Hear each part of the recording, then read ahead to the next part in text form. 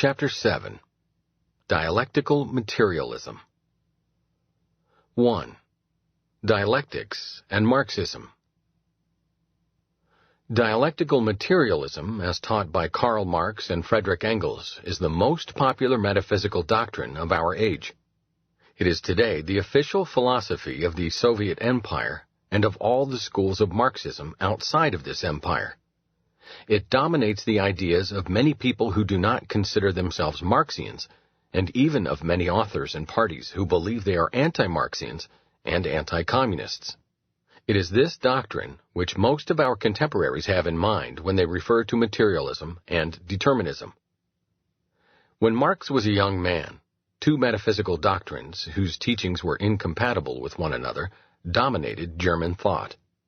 One was Hegelian spiritualism, the official doctrine of the Prussian state and of the Prussian universities.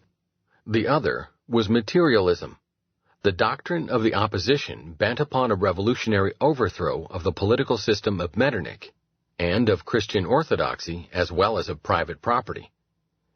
Marx tried to blend the two into a compound in order to prove that socialism is bound to come with the inexorability of a law of nature. In the philosophy of Hegel logic, metaphysics and ontology are essentially identical. The process of real becoming is an aspect of the logical process of thinking. In grasping the laws of logic by a prioristic thinking, the mind acquires correct knowledge of reality. There is no road to truth but that provided by the study of logic. The peculiar principle of Hegel's logic is the dialectic method. Thinking takes a triadic way. It proceeds from thesis to antithesis, that is, the negation of the thesis, and from antithesis to synthesis, that is, the negation of the negation. The same trinal principle of thesis, antithesis, and synthesis manifests itself in real becoming. For the only real thing in the universe is Geist, mind or spirit. Matter has its substance not in itself. Natural things are not for themselves, but Geist is for itself. What, apart from reason and divine action, is called reality is, viewed in the light of philosophy, something rotten or inert, which may seem, but is not in itself, real. No compromise is possible between this Hegelian idealism and any kind of materialism. Yet fascinated by the prestige Hegelianism enjoyed in the Germany of the 1840s, Marx and Engels were afraid to deviate too radically from the only philosophical system with which they and their contemporary countrymen were familiar. They were not audacious enough to discard Hegelianism entirely, as was done a few years later, even in Prussia. They preferred to appear as continuators and reformers of Hegel, not as iconoclastic dissenters. They boasted of having transformed and improved Hegelian dialectics, of having turned it upside down, or rather, of having put it on its feet. They did not realize that it was nonsensical to uproot dialectics from its idealistic ground and transplant it to a system that was labeled materialistic and empirical. Hegel was consistent in assuming that the logical process is faithfully reflected in the process going on in what is commonly called reality. He did not contradict himself in applying the logical a priori to the interpretation of the universe. But it is different with a doctrine that indulges in a naive realism, materialism, and empiricism. Such a doctrine ought to have no use for a scheme of interpretation that is derived not from experience, but from a priori reasoning. Engels declared that dialectics is the science of the general laws of motion, of the external world as well as of human thinking, two series of laws which are substantially identical, but in their manifestation different insofar as the human mind can apply them consciously, while in nature, and hitherto also to a great extent in human history, they assert themselves in an unconscious way as external necessity in the midst of an infinite series of apparently contingent events. He himself, says Engels, had never had any doubts about this. His intensive preoccupation with mathematics and the natural sciences, to which he confesses to have devoted the greater part of 8 years, was, he declares, obviously prompted only by the desire to test the validity of the laws of dialectics in detail in specific instances. These studies led Engels to startling discoveries. Thus he found that the whole of geology is a series of negated negations. Butterflies come into existence from the egg through negation of the egg. They are negated again as they die, and so on. The normal life of barley is this. The barley corn is negated and is supplanted by the barley plant, the negation of the corn. The plant grows, is fructified, and produces again barley corns, and as soon as these are ripe, the ear withers away, is negated. As a result of this negation of the negation, we have again the original barley corn, however not plainly single, but in a quantity 10, 20, or 30 times larger. It did not occur to Engels that he was merely playing with words. It is a gratuitous pastime to apply the terminology of logic to the phenomena of reality. Propositions about phenomena, events, and facts can be affirmed or negated, but not the phenomena, events, and facts themselves. But if one is committed to such inappropriate and logically vicious metaphorical language, it is not less sensible to call the butterfly the affirmation of the egg than to call it its negation. Is not the emergence of the butterfly the self-assertion of the egg, the maturing of its inherent purpose, the perfection of its merely passing existence, the fulfillment of all its potentialities? Engels's method consisted in substituting the term negation for the term change. There is, however, no need to dwell longer upon the fallacy of integrating Hegelian dialectics into a philosophy that does not endorse Hegel's fundamental principle, the identity of logic and ontology, and does not radically reject the idea that anything could be learned from experience. For in fact, dialectics plays a merely ornamental part in the constructions of Marx and Engels without substantially influencing the course of reasoning. 2. The material productive forces. The essential concept of Marxian materialism is the material productive forces of society. These forces are the driving power producing all historical facts and changes. In the social production of their subsistence, men enter into certain relations, production relations, which are necessary and independent of their will, and correspond to the prevailing stage of development of the material productive forces. The totality of these production relations forms the economic structure of society, the real basis upon which there arises a juridical and political superstructure, and to which definite forms of social consciousness correspond. The mode of production of material life conditions the social, political, and spiritual, intellectual life process in general, in each of its manifestations. It is not the consciousness, the ideas and thoughts of men that determines their being, existence, but, on the contrary, their social being that determines their consciousness. At a certain stage of their development, the material productive forces of society come into contradiction with the existing production relations, or what is merely a juridical expression for them, with the property relations, the social system of property laws, within the frame of which they have hitherto operated. From having been forms of development of the productive forces, these relations turn into fetters of them. Then comes an epoch of social revolution.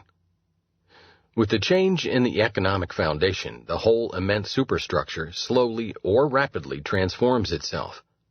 In reviewing such a transformation, one must always distinguish between the material transformation of the economic conditions of production, which can be precisely ascertained with the method of the natural sciences, and the juridical, political, religious, artistic, or philosophical, in short, ideological forms in which men become conscious, aware of this conflict, and fight it out. Such an epoch of transformation can no more be judged according to its own consciousness than an individual can be judged according to what he imagines himself to be. One must rather explain this consciousness out of the contradictions of the material life, out of the existing conflict between social productive forces and production relations.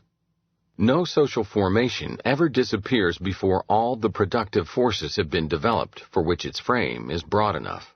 And new, higher production relations never appear before the material conditions of their existence have been hatched out in the womb of the old society. Hence, mankind never sets itself tasks other than those it can solve, for closer observation will always discover that the task itself only emerges where the material conditions of its solution are already present, or at least in the process of becoming. The most remarkable fact about this doctrine is that it does not provide a definition of its basic concept, material productive forces. Marx never told us what he had in mind in referring to the material productive forces. We have to deduce it from occasional historical exemplifications of his doctrine. The most outspoken of these incidental examples is to be found in his book, The Poverty of Philosophy, published in 1847 in French. It reads, "The hand mill gives you feudal society, the steam mill, industrial capitalism. This means that the state of practical technological knowledge, or the technological quality of the tools and machines used in production, is to be considered the essential feature of the material productive forces, which uniquely determine the production relations and thereby the whole superstructure. The production technique is the real thing, the material being that ultimately determines the social, political, and intellectual manifestations of human life. This interpretation is fully confirmed by all other examples provided by Marx and Engels, and by the response every new technological advance roused in their minds. They welcomed it enthusiastically, because they were convinced that each new invention brought them a step nearer the realization of their hopes, the coming of socialism. Marx and some of his followers at times also included natural resources in the notion of material productive forces, but these remarks were made only incidentally and were never elaborated, obviously because this would have led them into the doctrine that explains history as determined by the structure of the people's geographical environment. There have been, before Marx and after Marx, many historians and philosophers who emphasized the prominent role the improvement of technological methods of production has played in the history of civilization. A glance into the popular textbooks of history published in the last 150 years shows that their authors duly stressed the importance of new inventions and of the changes they brought about. They never contested the truism that material well-being is the indispensable condition of a nation's moral, intellectual, and artistic achievement. But what Marx says is entirely different. In this doctrine, the tools and machines are the ultimate thing, a material thing, that is to say, the material productive forces. Everything else is the necessary superstructure of this material basis. This fundamental thesis is open to three irrefutable objections. First, a technological invention is not something material. It is the product of a mental process, of reasoning and conceiving new ideas. The tools and machines may be called material, but the operation of the mind which created them is certainly spiritual. Marxian materialism does not trace back superstructural and ideological phenomena to material roots. It explains these phenomena as caused by an essentially mental process, namely, invention. It assigns to this mental process, which it falsely labels an original, nature-given material fact, the exclusive power to beget all other social and intellectual phenomena. But it does not attempt to explain how inventions come to pass. Second, mere invention and designing of technologically new implements are not sufficient to produce them. What is required, in addition to technological knowledge and planning, is capital previously accumulated out of saving. Every step forward on the road toward technological improvement presupposes the requisite capital. The nations today, called underdeveloped, know what is needed to improve their backward apparatus of production. Plans for the construction of all the machines they want to acquire are ready or could be completed in a very short time. Only lack of capital holds them up. But saving and capital accumulation presuppose a social structure in which it is possible to save and to invest. The production relations are thus not the product of the material productive forces, but, on the contrary, the indispensable condition of their coming into existence. Marx, of course, cannot help admitting that capital accumulation is one of the most indispensable conditions for the evolution of industrial production. Part of his most voluminous treatise, Das Kapital, provides a history, wholly distorted, of capital accumulation. But as soon as he comes to his doctrine of materialism, he forgets all he said about this subject. Then the tools and machines are created by spontaneous generation, as it were. Furthermore, it must be remembered that the utilization of machines presupposes social cooperation under the division of labor. No machine can be constructed and put into use under conditions in which there is no division of labor at all, or only a rudimentary stage of it. Division of labor means social cooperation. In other words, social bonds between men, society. How then is it possible to explain the existence of society by tracing it back to the material productive forces which themselves can only appear in the frame of a previously existing social nexus? Marx could not comprehend this problem.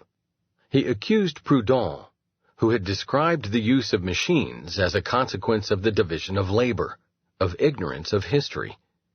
It is a distortion of fact, he shouted, to start with the division of labor and to deal with machines only later. For the machines are a productive force, not a social production relation, not an economic category. Here we are faced with the stubborn dogmatism that does not shrink from any absurdity. We may summarize the Marxian doctrine in this way. In the beginning, there are the material productive forces, that is, the technological equipment of human productive efforts, the tools and machines. No question concerning their origin is permitted. They are, that is all. We must assume that they are dropped from heaven. These material productive forces compel men to enter into definite production relations which are independent of their wills. These production relations farther on determine society's juridical and political superstructure, as well as all religious, artistic, and philosophical ideas. 3. The class struggle. As will be pointed out shortly, any philosophy of history must demonstrate the mechanism by means of which the supreme agency that directs the course of all human affairs induces individuals to walk in precisely the ways which are bound to lead mankind toward the goal set. In Marx's system, the doctrine of the class struggle is designed to answer this question. The inherent weakness of this doctrine is that it deals with classes and not with individuals. What has to be shown is how the individuals are induced to act in such a way that mankind finally reaches the point the productive forces want it to attain. Marx answers that consciousness of the interests of their class determines the conduct of the individuals. It still remains to be explained why the individuals give the interests of their class preference over their own interests. We may for the moment refrain from asking how the individual learns what the genuine interests of his class are. But even Marx cannot help admitting that a conflict exists between the interests of an individual and those of the class to which he belongs.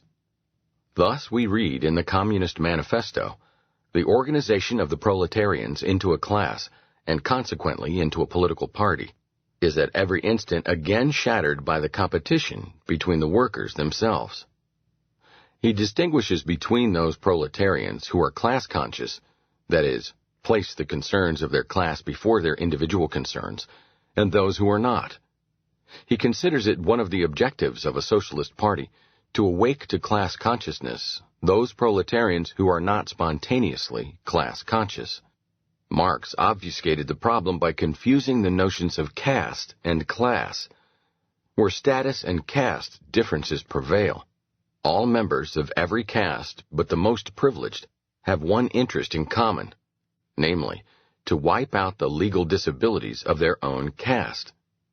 All slaves, for instance, are united in having a stake in the abolition of slavery. But no such conflicts are present in a society in which all citizens are equal before the law. No logical objection can be advanced against distinguishing various classes among the members of such a society. Any classification is logically permissible, however arbitrarily the mark of distinction may be chosen. But it is nonsensical to classify the members of a capitalistic society according to their position in the framework of the social division of labor, and then to identify these classes with the castes of a status society. In a status society, the individual inherits his caste membership from his parents. He remains through all his life in his caste, and his children are born as members of it.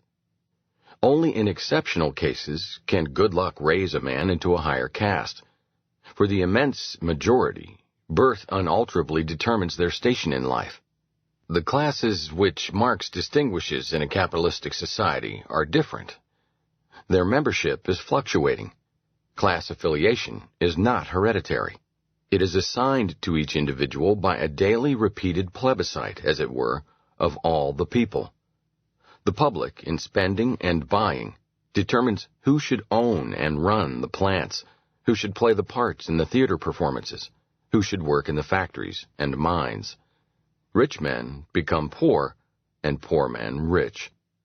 The heirs, as well as those who themselves have acquired wealth, must try to hold their own by defending their assets against the competition of already established firms and of ambitious newcomers.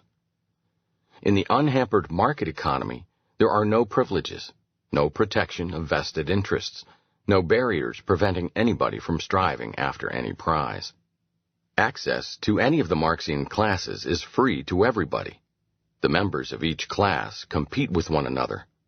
They are not united by a common class interest, and not opposed to the members of other classes by being allied either in the defense of a common privilege which those wronged by it want to see abolished, or in the attempt to abolish an institutional disability which those deriving advantage from it want to preserve. The laissez-faire liberals asserted, if the old laws establishing status privileges and disabilities are repealed, and no new practices of the same character, such as tariffs, subsidies, discriminatory taxation, indulgence granted for non-governmental agencies like churches, unions, and so on to use coercion and intimidation, are introduced, there is equality of all citizens before the law. Nobody is hampered in his aspirations and ambitions by any legal obstacles. Everybody is free to compete for any social position or function for which his personal abilities qualify him. The communists denied that this is the way capitalistic society, as organized under the liberal system of equality before the law, is operating.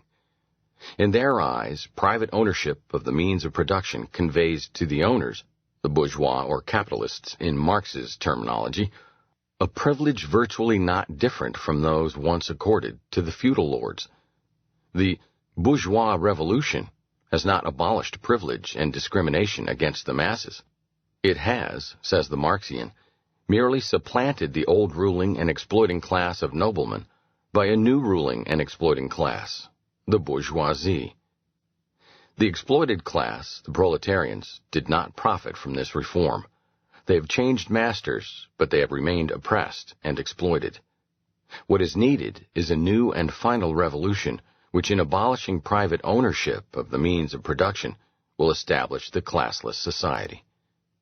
This socialist or communist doctrine fails entirely to take into account the essential difference between the conditions of a status or caste society and those of a capitalistic society. Feudal property came into existence either by conquest or by donation on the part of a conqueror. It came to an end either by revocation of the donation or by conquest on the part of a more powerful conqueror.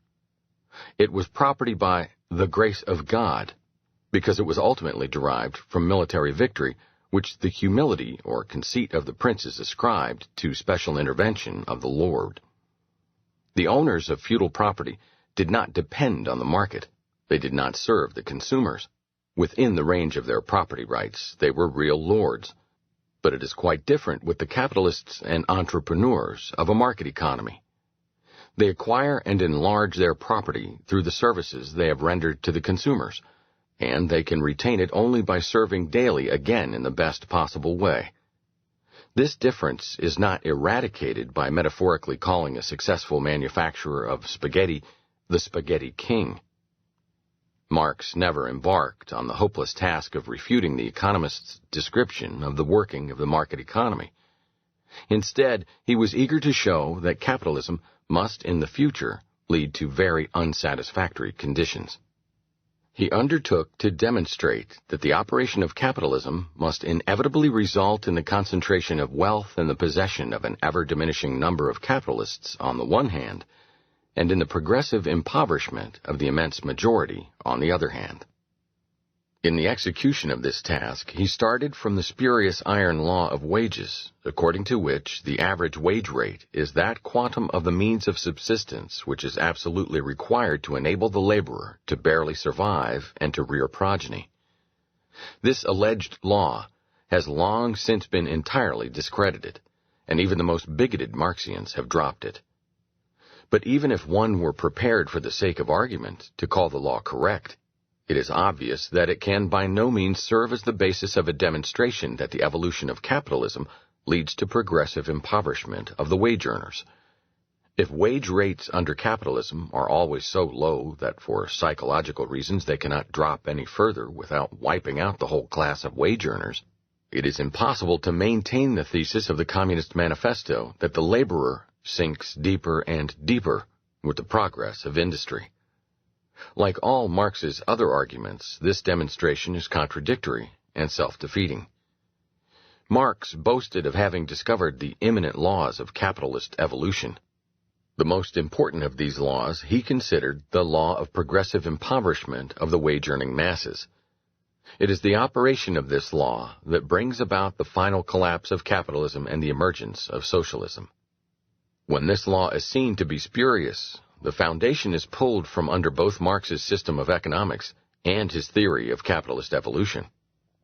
Incidentally, we have to establish the fact that in capitalistic countries, the standard of living of the wage earners has improved in an unprecedented and undreamt of way since the publication of the Communist Manifesto and the first volume of Das Kapital.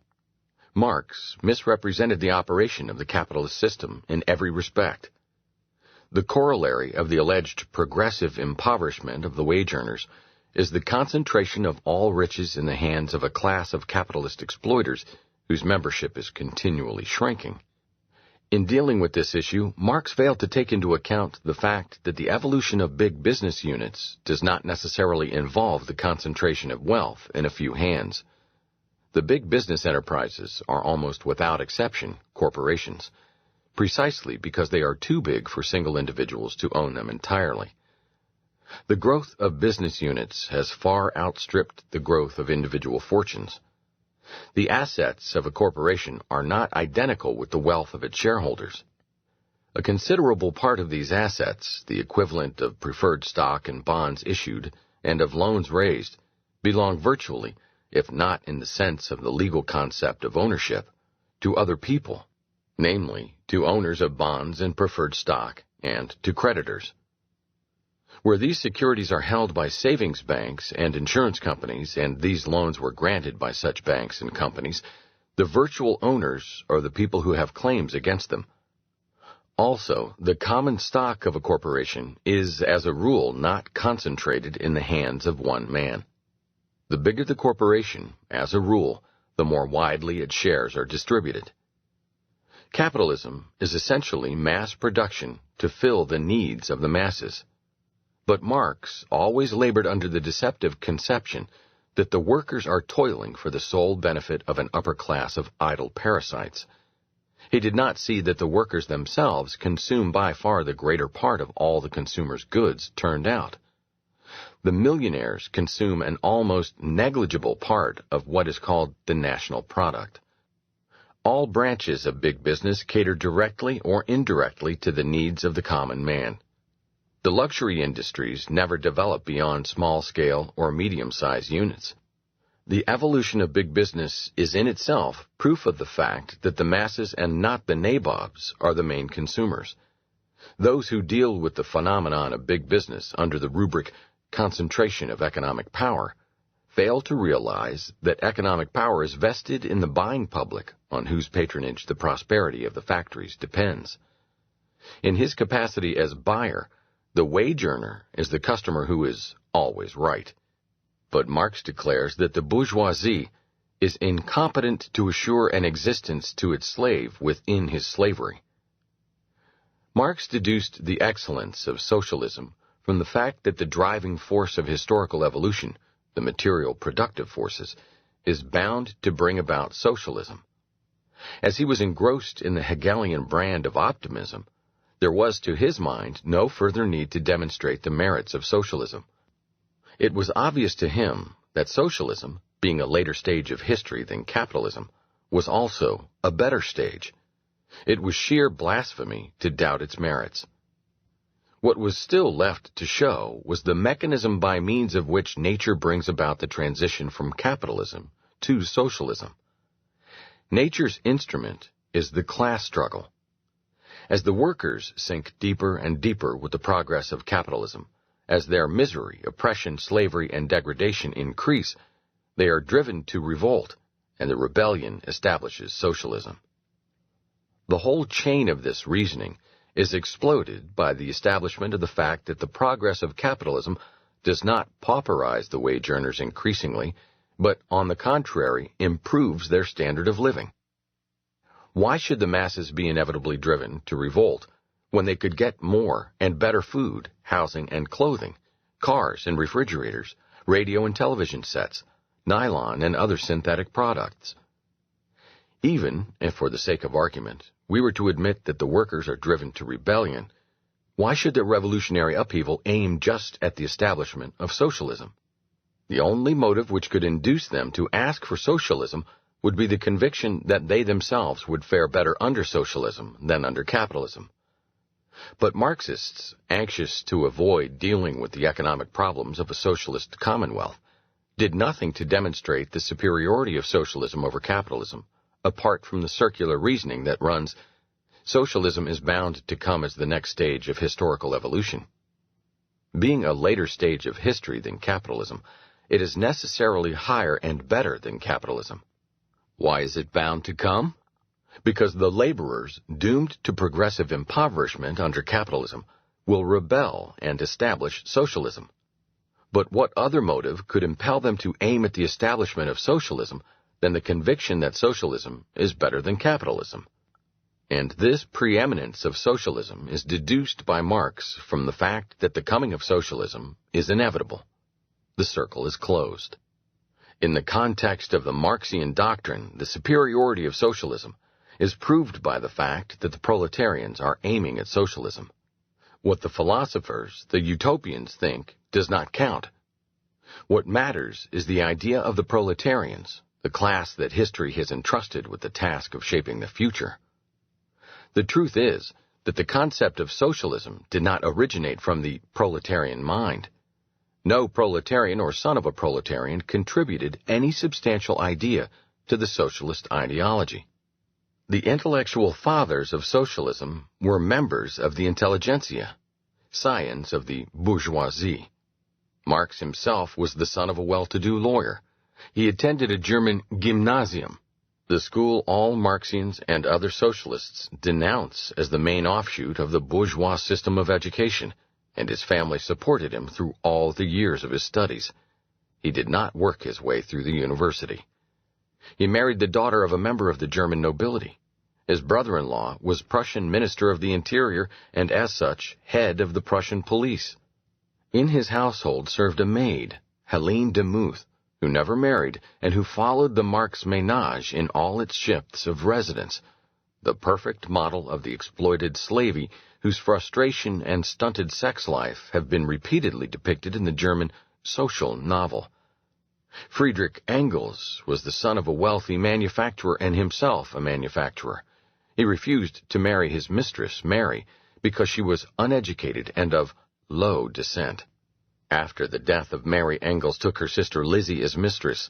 He married her on her deathbed, in order to provide her a last pleasure. He enjoyed the amusements of the British gentry, such as riding to hounds. The workers were never enthusiastic about socialism.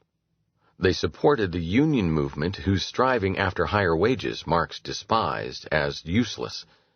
They asked for all those measures of government interference with business which Marx branded petty bourgeois nonsense. They opposed technological improvement, in earlier days by destroying new machines, later by union pressure and compulsion in favor of feather-bedding. Syndicalism, appropriation of the enterprises by the workers employed in them, is a program that the workers developed spontaneously. But socialism was brought to the masses by intellectuals of bourgeois background. Dining and wining together in the luxurious London homes and country seats of late Victorian society, ladies and gentlemen in fashionable evening clothes concocted schemes for converting the British proletarians to the socialist creed. 4. The ideological impregnation of thought. From the supposed irreconcilable conflict of class interests, Marx deduces his doctrine of the ideological impregnation of thought. In a class society, man is inherently unfit to conceive theories which are a substantially true description of reality. As his class affiliation, his social being, determines his thoughts, the products of his intellectual effort are ideologically tainted and distorted. They are not truth, but ideologies.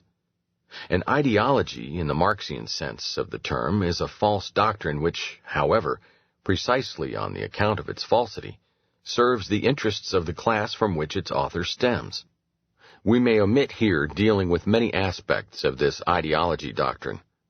We need not disprove anew the doctrine of polylogism, according to which the logical structure of mind differs in the members of various classes. We may further admit that the main concern of a thinker is exclusively to promote the interests of his class, even if these clash with his interests as an individual. We may finally abstain from questioning the dogma that there is no such thing as the disinterested search for truth and knowledge, and that all human inquiry is exclusively guided by the practical purpose of providing mental tools for successful action. The ideology doctrine would remain untenable even if all the irrefutable objections that can be raised from the point of view of these three aspects could be rejected. Whatever one may think of the adequacy of the pragmatist definition of truth, it is obvious that at least one of the characteristic marks of a true theory is that action based on it succeeds at attaining the expected result. In this sense, truth works, while untruth does not work. Precisely if we assume, in agreement with the Marxians, that the end of theorizing is always success in action, the question must be raised why and how an ideological, that is, in the Marxian sense, a false theory should be more useful to a class than a correct theory. There is no doubt that the study of mechanics was motivated, at least to some extent, by practical considerations. People wanted to make use of the theorems of mechanics to solve various problems of engineering. It was precisely the pursuit of these practical results that impelled them to search for a correct, not for a merely ideological, false sense of mechanics. No matter how one looks at it, there is no way in which a false theory can serve a man or a class or the whole of mankind better than a correct theory. How did Marx come to teach such a doctrine? To answer this question, we must remember the motive that impelled Marx to all his literary ventures. He was driven by one passion, to fight for the adoption of socialism. But he was fully aware of his inability to oppose any tenable objection to the economist's devastating criticism of all socialist plans. He was convinced that the system of economic doctrine developed by the classical economists was impregnable, and remained unaware of the serious doubts which essential theorems of this system had already raised in some minds. Like his contemporary, John Stuart Mill, he believed, "There is nothing in the laws of value which remains for the present or any future writer to clear up. The theory of the subject is complete." When in 1871 the writings of Karl Menger and William Stanley Jevons inaugurated a new epoch of economic studies, Marx's career as a writer on economic problems had already come to a virtual end. The first volume of Das Kapital had been published in 1867. The manuscript of the following volumes was well along. There is no indication that Marx ever grasped the meaning of the new theory. Marx's economic teachings are essentially a garbled rehash of the theories of Adam Smith and, first of all, of Ricardo. Smith and Ricardo had not any opportunity to refute socialist doctrines, as these were advanced only after their death. So Marx let them alone. But he vented his full indignation upon their successors who had tried to analyze the socialist schemes critically. He ridiculed them, calling them vulgar economists and sycophants of the bourgeoisie. And as it was imperative for him to defame them, he contrived his ideology scheme. These vulgar economists are, because of their bourgeois background, constitutionally unfit to discover truth. What their reasoning produces can only be ideological, that is, as Marx employed the term, ideology, a distortion of truth serving the class interests of the bourgeoisie. There is no need to refute their chains of argument by discursive reasoning and critical analysis. It is enough to unmask their bourgeois background and thereby the necessarily ideological character of their doctrines. They are wrong because they are bourgeois. No proletarian must attach any importance to their speculations. To conceal the fact that this scheme was invented expressly to discredit the economists, it was necessary to elevate it to the dignity of a general epistemological law valid for all ages and for all branches of knowledge. Thus, the ideology doctrine became the nucleus of Marxian epistemology. Marx and all his disciples concentrated their efforts upon the justification and exemplification of this makeshift. They did not shrink from any absurdity. They interpreted all philosophical systems, physical and biological theories, all literature, music, and art from the ideological point of view. But, of course, they were not consistent enough to assign to their own doctrines merely ideological character. The Marxian tenets, they implied, are not ideologies. They are a foretaste of the knowledge of the future classless society which, freed from the fetters of class conflicts, will be in a position to conceive pure knowledge untainted by ideological blemishes. Thus, we can understand the thymological motives that led Marx to his ideology doctrine. Yet this does not answer the question why an ideological distortion of truth should be more advantageous to the interests of a class than a correct doctrine.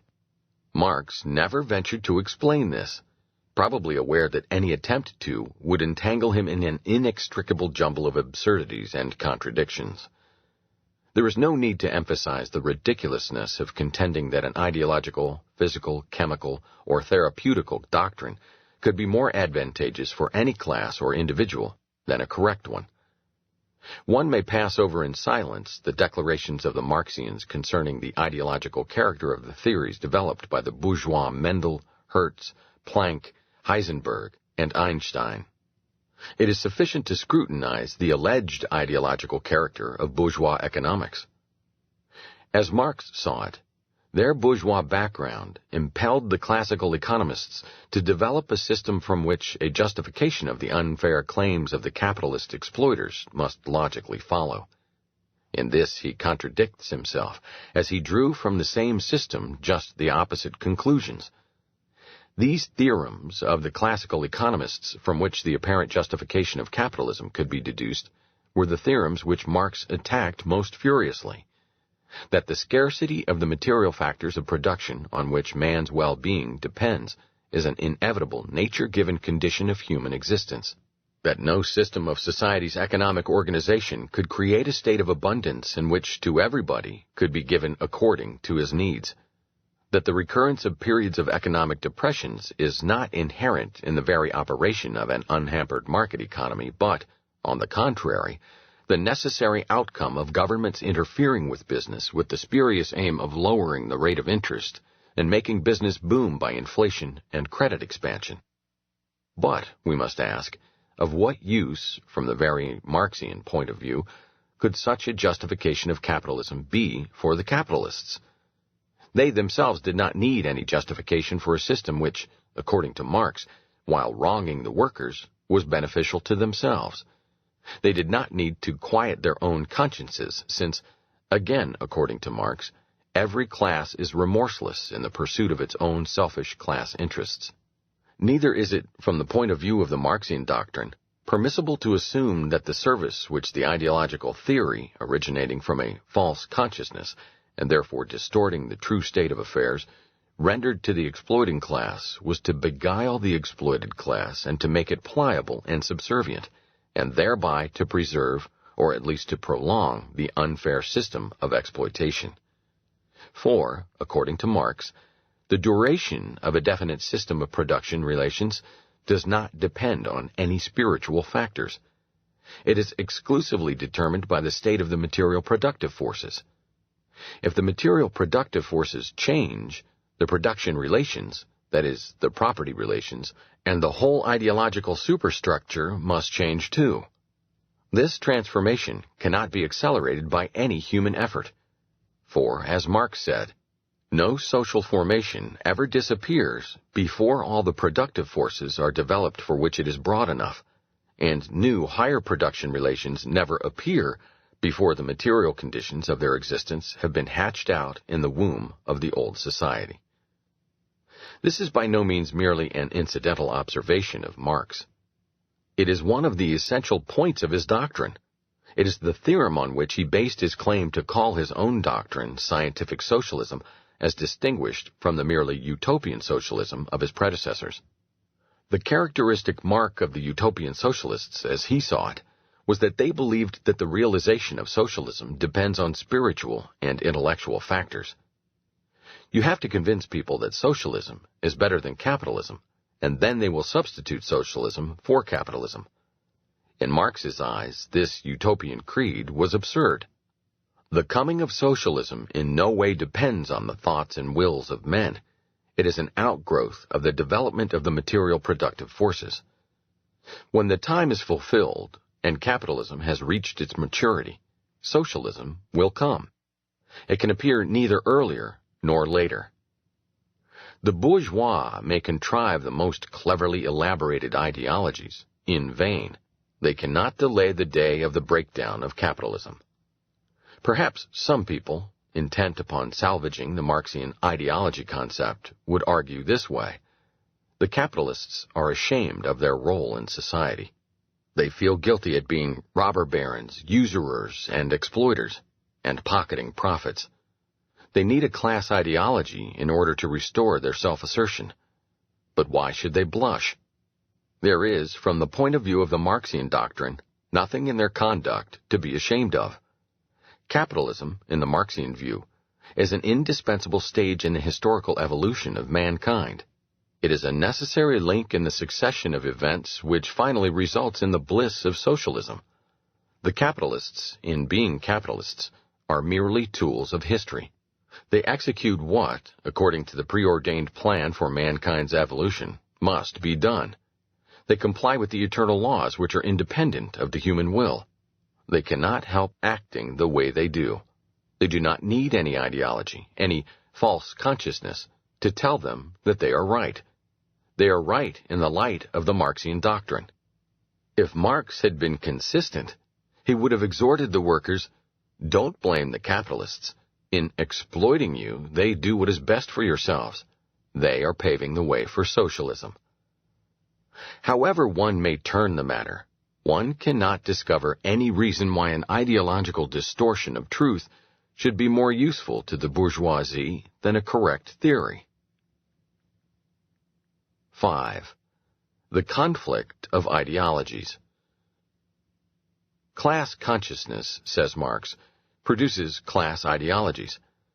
The class ideology provides the class with an interpretation of reality, and at the same time teaches the members how to act in order to benefit their class.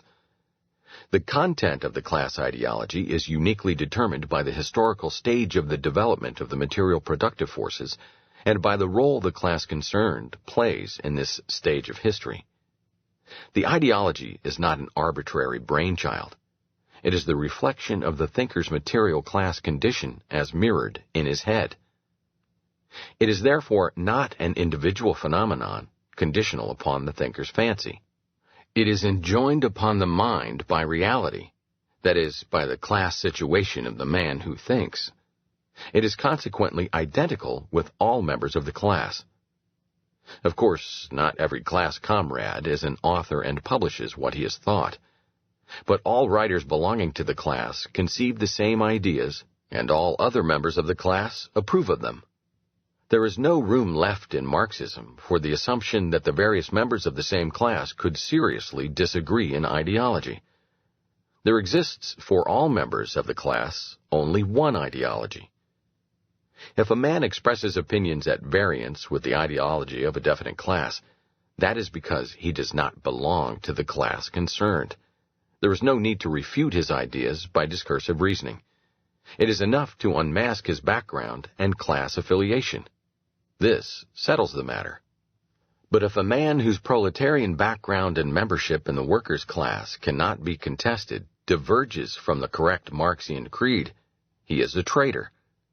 It is impossible to assume that he could be sincere in his rejection of Marxism. As a proletarian, he must necessarily think like a proletarian. An inner voice tells him in an unmistakable way what the correct proletarian ideology is. He is dishonest in overriding this voice and publicly professing unorthodox opinions. He is a rogue, a Judas, a snake in the grass. In fighting such a betrayer, all means are permissible. Marx and Engels, two men of unquestionable bourgeois background, hatched out the class ideology of the proletarian class. They never ventured to discuss their doctrine with dissenters, as scientists, for instance, discuss the pros and cons of the doctrines of Lamarck, Darwin, Mendel, and Weizmann. As they saw it, their adversaries could only be either bourgeois idiots or proletarian traitors. As soon as a socialist deviated an inch from the orthodox creed, Marx and Engels attacked him furiously, ridiculed and insulted him, represented him as a scoundrel and a wicked and corrupt monster. After Engels' death, the office of supreme arbiter of what is and what is not correct Marxism devolved upon Karl Kautsky. In 1917, it passed into the hands of Lenin and became a function of the chief of the Soviet government.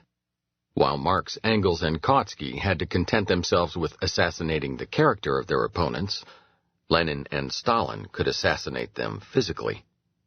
Step by step, they anathematized those who once were considered by all Marxians, including Lenin and Stalin themselves, as the great champions of the proletarian cause. Kautsky, Max Adler, Otto Bauer, Plekhanov, Bukharin, Trotsky, Ryasanov, Radek, Zinoviev, and many others. Those whom they could seize were imprisoned, tortured, and finally murdered. Only those who were happy enough to dwell in countries dominated by Pluto-democratic reactionaries survived and were permitted to die in their beds. A good case can be made from the Marxian point of view in favor of decision by the majority. If a doubt concerning the correct content of the proletarian ideology arises, the ideas held by the majority of the proletarians are to be considered those which truthfully reflect the genuine proletarian ideology. As Marxism supposes that the immense majority of people are proletarians, this would be tantamount to assigning the competence to make the ultimate decisions in conflicts of opinion to parliaments elected under adult franchise. But although to refuse to do this is to explode the whole ideology doctrine, neither Marx nor his successors were ever prepared to submit their opinions to majority vote. Throughout his career, Marx mistrusted the people and was highly suspicious of parliamentary procedures and decisions by the ballot.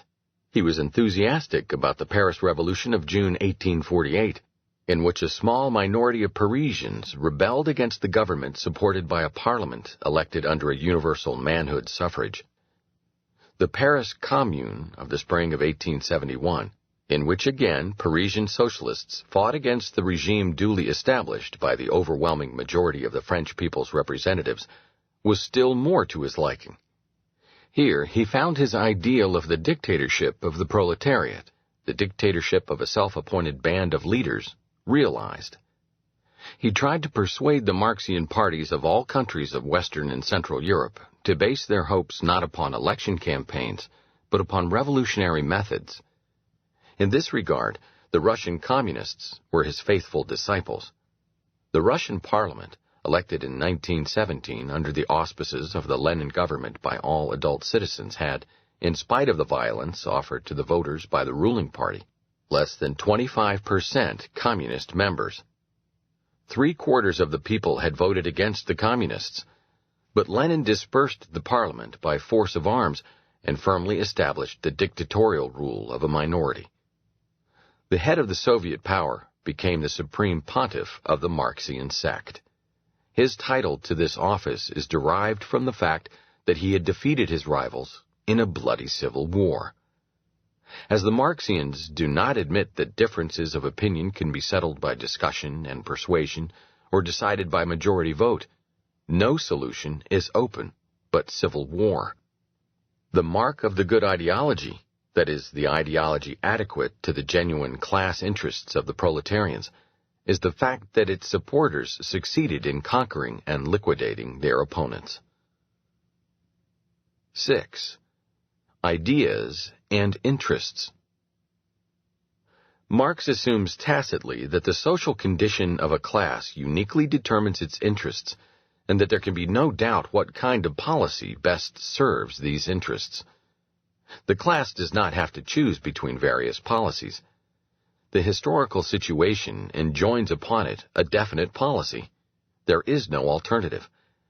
It follows that the class does not act, since acting implies choosing among various possible ways of procedure. The material productive forces act through the medium of the class members. But Marx, Engels, and all other Marxians ignored this fundamental dogma of their creed as soon as they stepped beyond the borders of epistemology and began commenting upon historical and political issues. Then, they not only charged the non-proletarian classes with hostility to the proletarians, but criticized their policies as not conducive to promoting the true interests of their own classes. The most important of Marx's political pamphlets is the Address on the Civil War in France, 1871. It furiously attacks the French government which, backed by the immense majority of the nation, was intent upon quelling the rebellion of the Paris Commune. It recklessly calumniates all the leading members of that government, calling them swindlers, forgers, and embezzlers. Jules Favre, it charges, was living in concubinage with the wife of a dipsomaniac, and General de Galifet profited from the alleged prostitution of his wife. In short, the pamphlet set the pattern for the defamation tactics of the socialist press, which the Marxians indignantly chastised as one of the worst excrescences of capitalism when the tabloid press adopted it. Yet all these slanderous lies, however reprehensible, may be interpreted as partisan stratagems in the implacable war against bourgeois civilization. They are at least not incompatible with Marxian epistemological principles. But it is another thing to question the expediency of the bourgeois policy from the standpoint of the class interests of the bourgeoisie. The Address maintains that the policy of the French bourgeoisie has unmasked the essential teachings of its own ideology, the only purpose of which is to delay the class struggle. Henceforth, it will no longer be possible for the class rule of the bourgeoisie to hide in a nationalist uniform.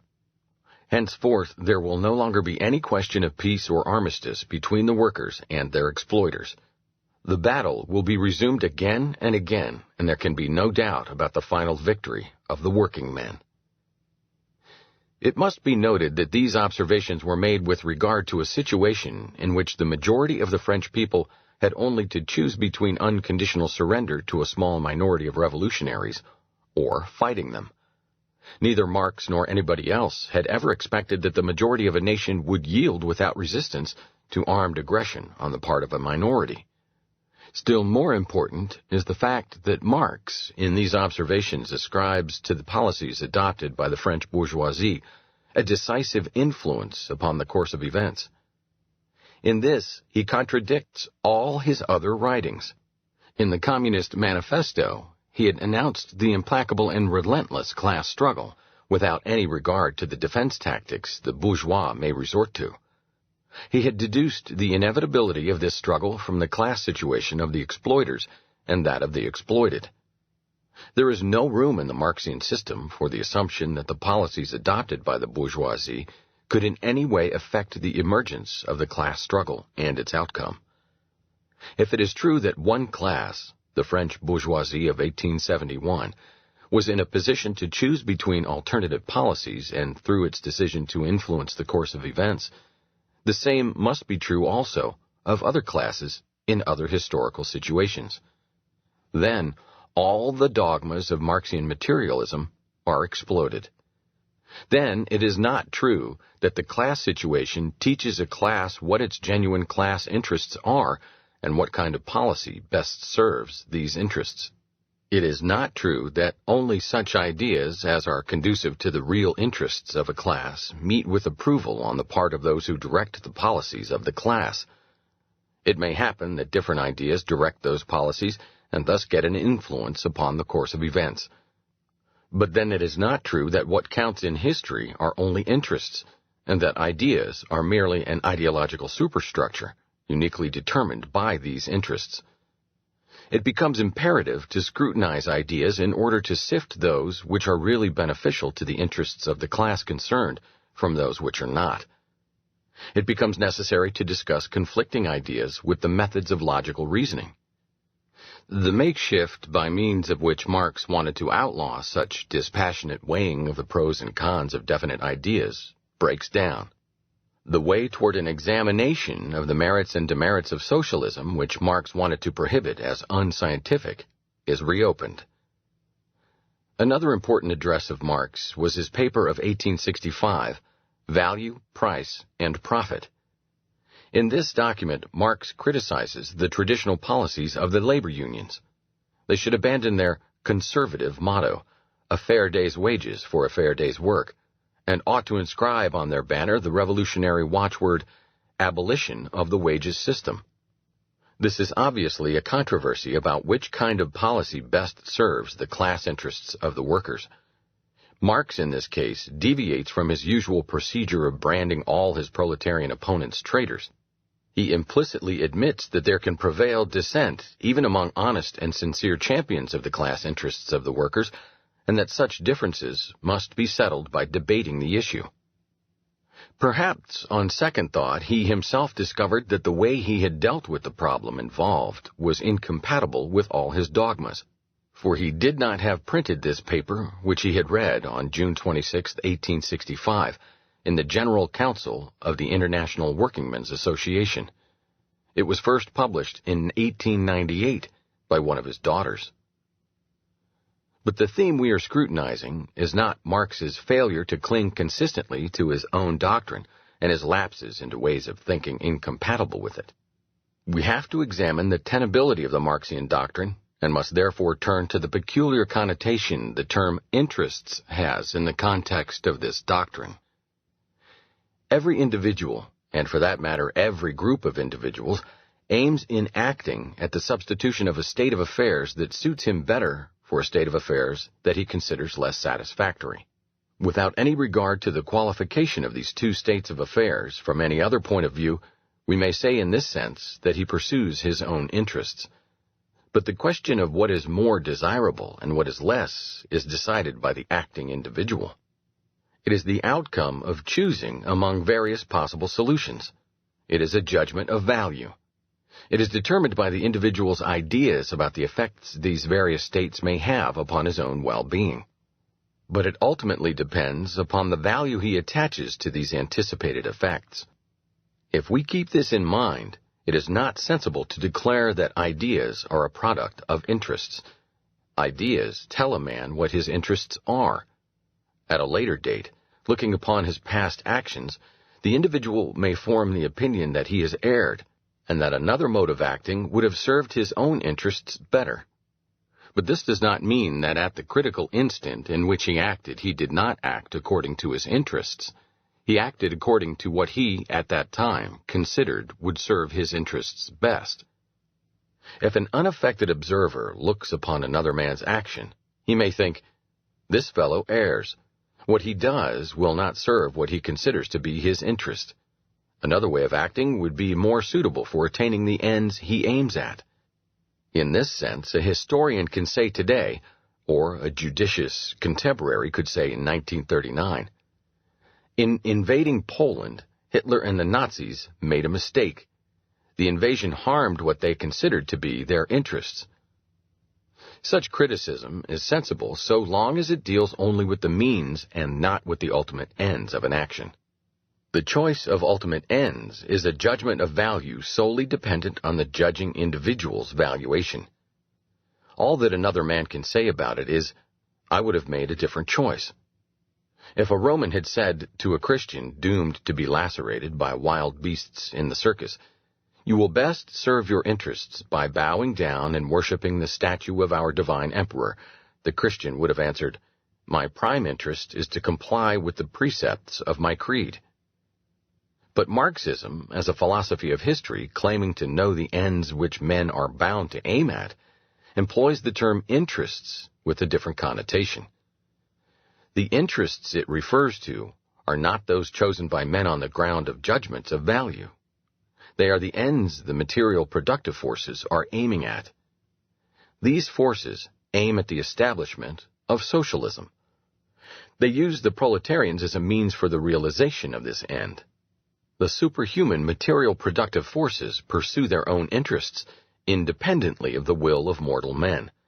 The proletarian class is merely a tool in their hands. The actions of the class are not its own actions, but those which the material productive forces perform in using the class as an instrument without a will of its own. The class interests to which Marx refers are in fact the interests of the material productive forces which want to be freed from the fetters upon their development.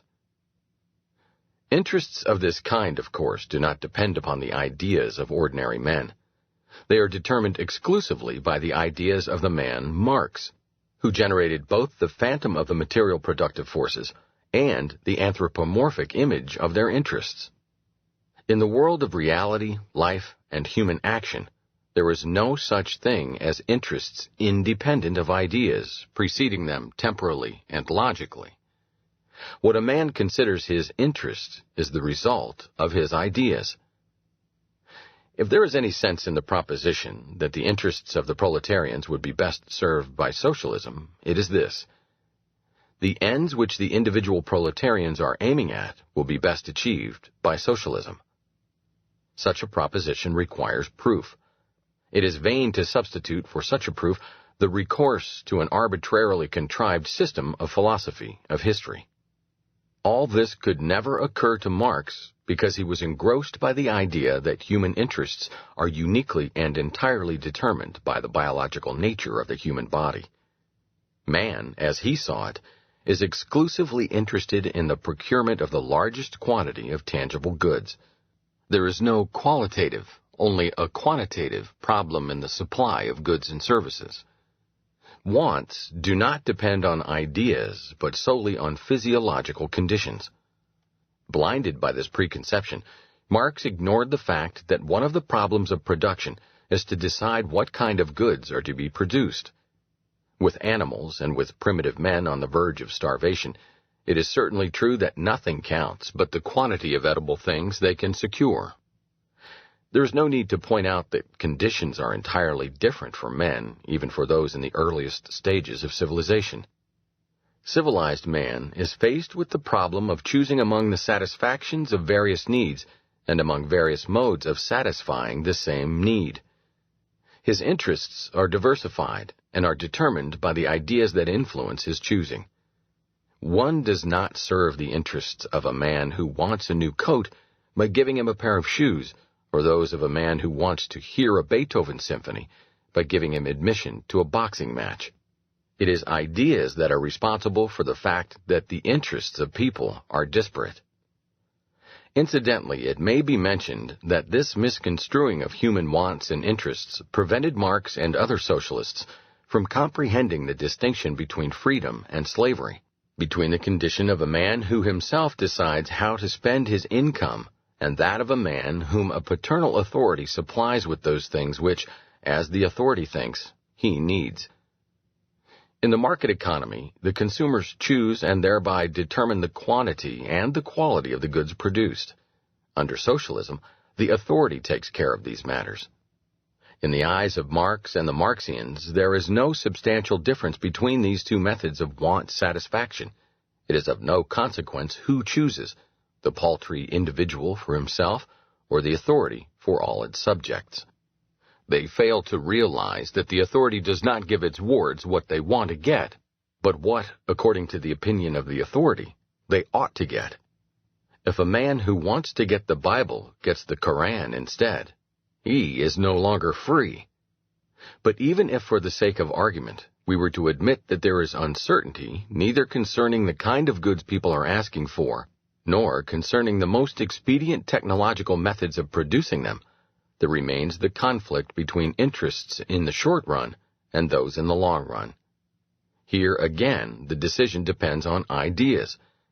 It is judgments of value that determine the amount of time preference attached to the value of present goods as against that of future goods. Should one consume or accumulate capital? And how far should capital depletion or accumulation go? Instead of dealing with all these problems, Marx contented himself with the dogma that socialism will be an earthly paradise in which everybody will get all he needs. Of course, if one starts from this dogma, one can quietly declare that the interests of everybody, whatever they may be, will be best served under socialism. In the land of Cockaigne, people will no longer need any ideas, will no longer have to resort to any judgments of value, will no longer think and act. They will only open their mouths to let the roast pigeons fly in. In the world of reality, the conditions of which are the only object of the scientific search for truth, ideas determine what people consider to be their interests. There is no such thing as interests that could be independent of ideas. It is ideas that determine what people consider as their interests. Free men do not act in accordance with their interests. They act in accordance with what they believe furthers their interests. 7. The class interests of the bourgeoisie. One of the starting points of the thinking of Karl Marx was the dogma that capitalism, while utterly detrimental to the working class, is favorable to the class interests of the bourgeoisie, and that socialism, while thwarting only the unfair claims of the bourgeoisie, is highly beneficial to the whole of mankind. These were ideas developed by the French communists and socialists and disclosed to the German public in 1842 by Lorenz von Stein in his voluminous book Socialism and Communism in Present-Day France. Without any qualms, Marx adopted this doctrine and all that was implied in it. It never occurred to him that its fundamental dogma might require a demonstration, and the concepts it employs a definition. He never defined the concepts of a social class and of class interests and their conflicts. He never explained why socialism serves the class interests of the proletarians and the true interests of the whole of mankind better than any other system. This attitude has been up to our time the characteristic mark of all socialists. They simply take it for granted that life under socialism will be blissful. Whoever dares to ask for reasons is by this very demand unmasked as a bribed apologist of the selfish class interests of the exploiters.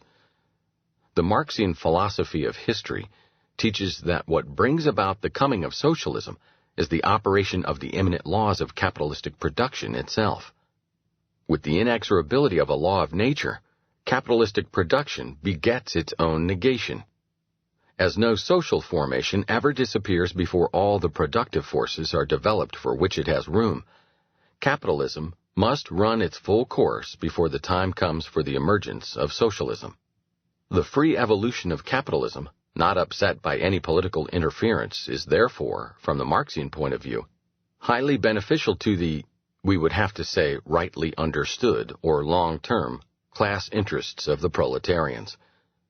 With the progress of capitalism on the way to its maturity and consequently to its collapse, says the Communist Manifesto, the laborer sinks deeper and deeper. He becomes a pauper. But seen sub specie aeternitatis, from the point of view of mankind's destination and the long-run interests of the proletariat, this mass of misery, oppression, slavery, degradation, and exploitation is in fact to be regarded as a step forward on the road toward eternal bliss.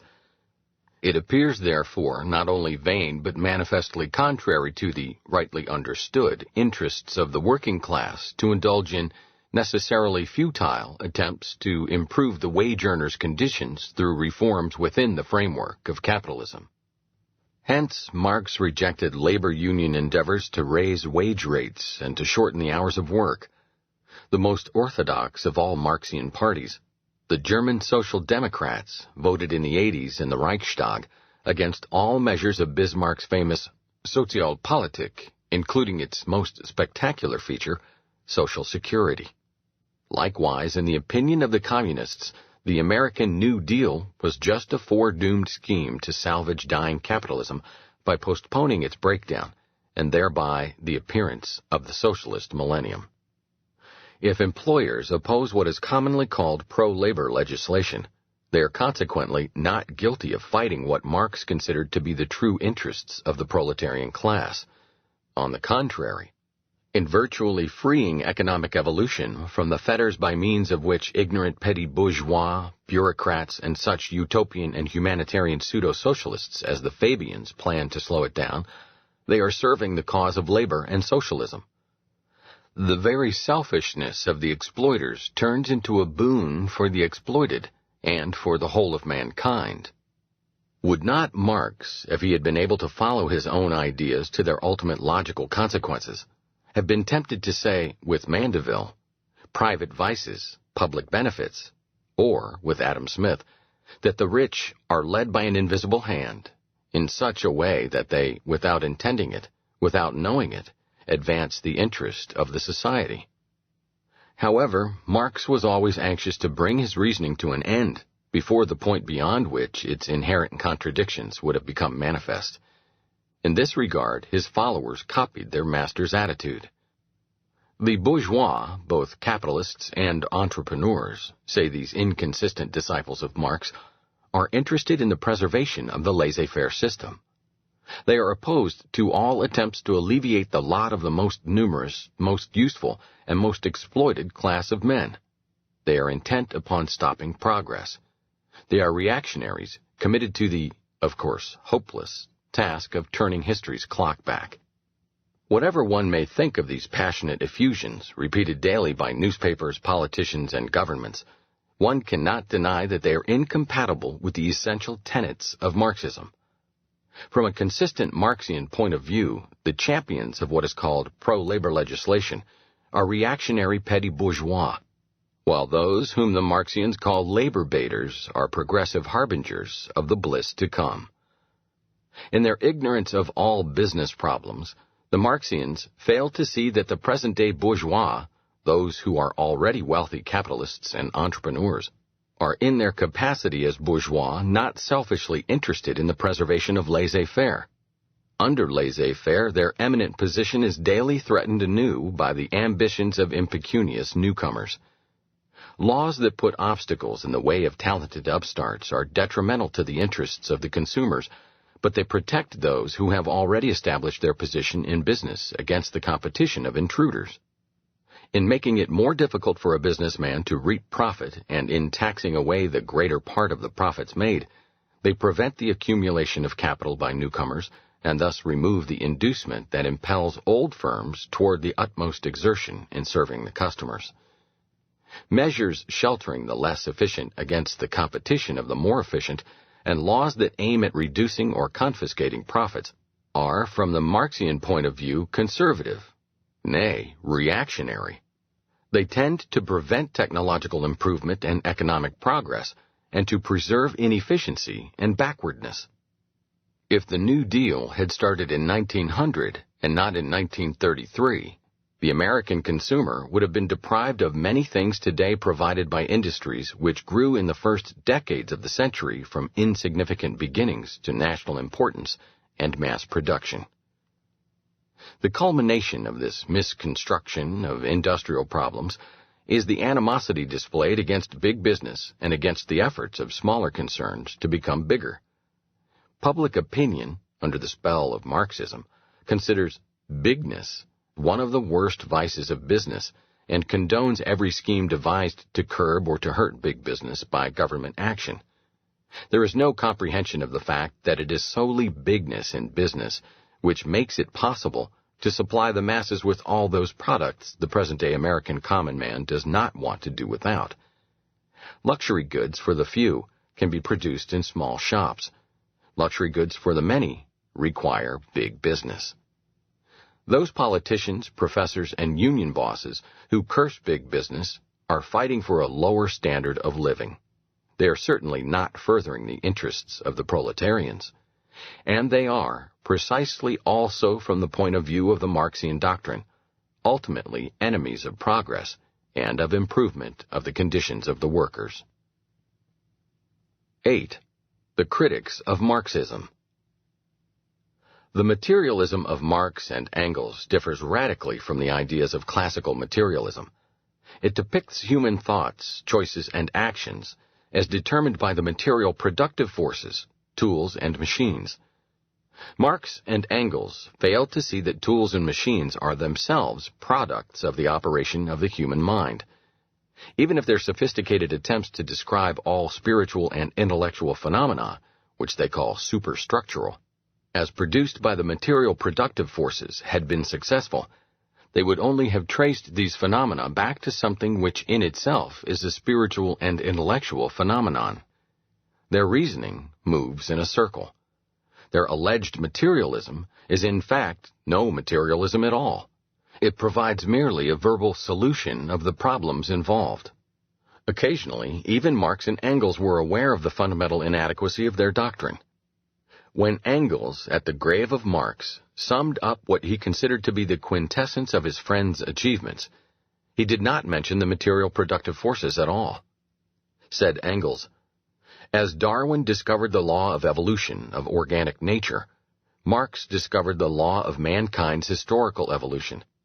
That is the simple fact, hitherto hidden beneath ideological overgrowths, that men must first of all eat, drink, have shelter, and clothing before they can pursue politics, science, art, religion, and the like, that consequently the production of the immediately required foodstuffs, and therewith the stage of economic evolution attained by a people or an epoch, constitute the foundation out of which the governmental institutions, the ideas about right and wrong, art, and even the religious ideas of men have been developed, and by means of which they must be explained, not, as hitherto had been done, the other way round." Certainly no man was more competent than Engels to provide an authoritative interpretation of dialectic materialism. But if Engels was right in this obituary, then the whole of Marxian materialism fades away. It is reduced to a truism known to everybody from time immemorial and never contested by anybody. It says no more than the worn-out aphorism, primum vivere de inde philosophari. As an heuristic trick, Engels's interpretation turned out very well. As soon as somebody begins to unmask the absurdities and contradictions of dialectical materialism, the Marxians retort, "Do you deny that men must first of all eat? Do you deny that men are interested in improving the material conditions of their existence?" Since nobody wants to contest these truisms, they conclude that all the teachings of Marxian materialism are unassailable. And hosts of pseudo-philosophers fail to see through this non sequitur. The main target of Marx's rancorous attacks was the Prussian state of the Hohenzollern dynasty. He hated this regime not because it was opposed to socialism, but precisely because it was inclined to accept socialism. While his rival, Lassalle, toyed with the idea of realizing socialism in cooperation with the Prussian government led by Bismarck, Marx's International Working Men's Association sought to supplant the Hohenzollern. Since in Prussia the Protestant Church was subject to the government and was administered by government officials, Marx never tired of vilifying the Christian religion too. Anti-Christianism became all the more a dogma of Marxism in that the countries whose intellectuals first were converted to Marxism were Russia and Italy. In Russia, the church was even more dependent on the government than in Prussia. In the eyes of the Italians of the 19th century, anti-Catholic bias was the mark of all who opposed the restoration of the Pope's secular rule and the disintegration of the newly won national unity. The Christian churches and sects did not fight socialism. Step by step, they accepted its essential political and social ideas. Today they are, with but few exceptions, outspoken in rejecting capitalism and advocating either socialism or interventionist policies which must inevitably result in the establishment of socialism. But of course, no Christian church can ever acquiesce in a brand of socialism which is hostile to Christianity and aims at its suppression. The churches are implacably opposed to the anti-Christian aspects of Marxism. They try to distinguish between their own program of social reform and the Marxian program. The inherent viciousness of Marxism they consider to be its materialism and atheism. However, in fighting Marxian materialism, the apologists of religion have entirely missed the point. Many of them looked upon materialism as an ethical doctrine teaching that men ought only to strive after satisfaction of the needs of their bodies and after a life of pleasure and revelry, and ought not to bother about anything else. What they advance against this ethical materialism has no reference to the Marxian doctrine and no bearing on the issue in dispute. No more sensible are the objections raised to Marxian materialism by those who pick out definite historical events, such as the rise of the Christian creed, the Crusades, the religious wars, and triumphantly asserts that no materialist interpretation of them could be provided. Every change in conditions affects the structure of demand and supply of various material things, and thereby the short-run interests of some groups of people. It is therefore possible to show that there were some groups who profited in the short run and others who were prejudiced in the short run. Hence, the advocates of Marxism are always in a position to point out that class interests were involved and thus to annul the objections raised. Of course, this method of demonstrating the correctness of the materialist interpretation of history is entirely wrong. The question is not whether group interests were affected. They are necessarily always affected, at least in the short run. The question is whether the striving after lucre of the groups concerned was the cause of the event under discussion. For instance, were the short-run interests of the munitions industry instrumental in bringing about the bellicosity and the wars of our age? In dealing with such problems, the Marxians never mention that where there are interests pro, there are necessarily also interests con. They would have to explain why the latter did not prevail over the former. But the idealist critics of Marxism were too dull to expose any of the fallacies of dialectical materialism. They did not even notice that the Marxians resorted to their class interest interpretation only in dealing with phenomena which were generally condemned as bad, never in dealing with phenomena of which all people approve. If one ascribes warring to the machinations of munitions capital and alcoholism to machinations of the liquor trade, it would be consistent to ascribe cleanliness to the designs of the soap manufacturers and the flowering of literature and education to the maneuvering of the publishing and printing industries. But neither the Marxians nor their critics ever thought of it. The outstanding fact in all this is that the Marxian doctrine of historical change has never received any judicious critique. It could triumph because its adversaries never disclosed its fallacies and inherent contradictions. How entirely people have misunderstood Marxian materialism is shown in the common practice of lumping together Marxism and Freud's psychoanalysis. Actually, no sharper contrast can be thought of than that between these two doctrines. Materialism aims at reducing mental phenomena to material causes. Psychoanalysis, on the contrary, deals with mental phenomena as with an autonomous field. While traditional psychiatry and neurology tried to explain all pathological conditions with which they were concerned as caused by definite pathological conditions of some bodily organs, psychoanalysis succeeded in demonstrating that abnormal states of the body are sometimes produced by mental factors. This discovery was the achievement of Charcot and of Josip Breuer, and it was the great exploit of Sigmund Freud to build upon this foundation a comprehensive systematic discipline. Psychoanalysis is the opposite of all brands of materialism. If we look upon it not as a branch of pure knowledge, but as a method of healing the sick, we would have to call it a thymological branch of medicine. Freud was a modest man. He did not make extravagant pretensions regarding the importance of his contributions. He was very cautious in touching upon problems of philosophy and branches of knowledge to the development of which he himself had not contributed. He did not venture to attack any of the metaphysical propositions of materialism.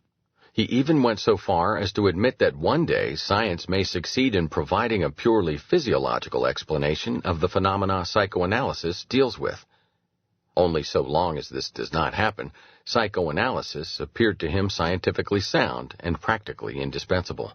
He was no less cautious in criticizing Marxian materialism. He freely confessed his incompetence in this field. But all this does not alter the fact that the psychoanalytical approach is essentially and substantially incompatible with the epistemology of materialism. Psychoanalysis stresses the role that the libido, the sexual impulse, plays in human life. This role had been neglected before by psychology as well as by all other branches of knowledge. Psychoanalysis also explains the reasons for this neglect, but it by no means asserts that sex is the only human urge seeking satisfaction and that all psychic phenomena are induced by it. Its preoccupation with sexual impulses arose from the fact that it started as a therapeutical method and that most of the pathological conditions it had to deal with are caused by the repression of sexual urges. The reason some authors linked psychoanalysis and Marxism was that both were considered to be at variance with theological ideas. However, with the passing of time, theological schools and groups of various denominations are adopting a different evaluation of the teachings of Freud. They are not merely dropping their radical opposition, as they have already done before with regard to modern astronomical and geological achievements and the theories of phylogenetic change in the structure of organisms. They are trying to integrate psychoanalysis into the system and the practice of pastoral theology. They view the study of psychoanalysis as an important part of the training for the ministry. Of course, few theologians would be prepared to endorse the interpretation of an eminent Catholic historian of medicine, Professor Petro L. Entralgo, according to which Freud has brought to full development some of the possibilities offered by Christianity. As conditions are today, many defenders of the authority of the Church are guideless and bewildered in their attitude toward philosophical and scientific problems. They condemn what they could or even should endorse. In fighting spurious doctrines, they resort to untenable objections which, in the minds of those who can discern the fallaciousness of the objections, rather strengthen the tendency to believe that the attacked doctrines are sound. Being unable to discover the real flaw in false doctrines, these apologists for religion may finally end by approving them. This explains the curious fact that there are nowadays tendencies in Christian writings to adopt Marxian dialectical materialism. Thus, a Presbyterian theologian, Professor Alexander Miller, believes that Christianity can reckon with the truth in historical materialism and with the fact of class struggle. He not only suggests, as many eminent leaders of various Christian denominations have done before him, that the Church should adopt the essential principles of Marxian politics. He thinks the Church ought to accept Marxism as the essence of a scientific sociology. How odd to reconcile with the Nicene Creed a doctrine teaching that religious ideas are the superstructure of the material productive forces. 9. Marxian materialism and socialism. Like many frustrated intellectuals, and like almost all contemporary Prussian noblemen, civil servants, teachers, and writers, Marx was driven by a fanatical hatred of business and businessmen. He turned toward socialism because he considered it the worst punishment that could be inflicted upon the odious bourgeois. At the same time, he realized that the only hope for socialism was to prevent further discussion of its pros and cons. People must be induced to accept it emotionally without asking questions about its effects. In order to achieve this, Marx adapted Hegel's philosophy of history, the official creed of the schools from which he had graduated. Hegel had arrogated to himself the faculty of revealing the Lord's hidden plans to the public. There was no reason why Dr. Marx should stand back and withhold from the people the good tidings that an inner voice had communicated to him. Socialism, this voice announced, is bound to come because this is the course that destiny is steering. There is no use indulging a debate about the blessings or ills to be expected from a socialist or communist mode of production. Such debates would be reasonable only if men were free to choose between socialism and some alternative. Besides, being later in the succession of stages of historical evolution, socialism is also necessarily a higher and better stage, and all doubts about the benefits to be derived from it are futile. The scheme of philosophy of history that describes human history as culminating and ending in socialism is the essence of Marxism, is Karl Marx's main contribution to the pro-socialist ideology. Like all similar schemes, including that of Hegel, it was begot by intuition. Marx called it science, Wissenschaft, because in his day no other epithet could give a doctrine higher prestige. In pre-Marxian ages, it was not customary to call philosophies of history scientific. Nobody ever applied the term science to the prophecies of Daniel, the revelation of St. John, or the writings of Joachim of Flora. For the same reasons, Marx called his doctrine materialistic. In the environment of left-wing Hegelianism in which Marx lived before he settled in London, materialism was the accepted philosophy. It was taken for granted that philosophy and science admit of no treatment of the mind-body problem, but that taught by materialism. Authors who did not want to be anathematized by their set had to avoid being suspected of any concession to idealism. Thus, Marx was anxious to call his philosophy materialistic. In fact, as has been pointed out earlier, his doctrine does not deal at all with the mind-body problem. It does not raise the question of how the material productive forces come into existence and how and why they change. Marx's doctrine is not a materialist, but a technological interpretation of history. But, from a political point of view, Marx did well in calling his doctrine scientific and materialistic. These predicates lent it a reputation it would never have acquired without them. Incidentally, it must be noted that Marx and Engels made no effort to establish the validity of their technological interpretation of history. In the earlier days of their careers as authors, they enunciated their dogmas in clear-cut, challenging formulations, such as the earlier quoted dictum about the hand mill and the steam mill. In later years, they became more reserved and cautious. After the death of Marx, Engels occasionally even made remarkable concessions to the bourgeois and idealistic point of view. But never did Marx or Engels or any of their numerous followers try to give any specifications about the operation of a mechanism which would, out of a definite state of the material productive forces, bring forth a definite juridical, political, and spiritual superstructure. Their famous philosophy never grew beyond the abrupt enunciation of a piquant aperçu. The heuristic tricks of Marxism succeeded very well and enrolled hosts of pseudo-intellectuals in the ranks of revolutionary socialism. But they did not discredit what economists had asserted about the disastrous consequences of a socialist mode of production. Marx had tabooed the analysis of the operation of a socialist system as utopian, that is, in his terminology, as unscientific, and he as well as his successors smeared all authors who defied this taboo. Yet these tactics did not alter the fact that all Marx contributed to the discussion on socialism was to disclose what an inner voice had told him, namely that the end and aim of mankind's historical evolution is expropriation of the capitalists. From the epistemological point of view, it must be emphasized that Marxian materialism does not accomplish what a materialist philosophy claims to do. It does not explain how definite thoughts and judgments of value originate in the human mind.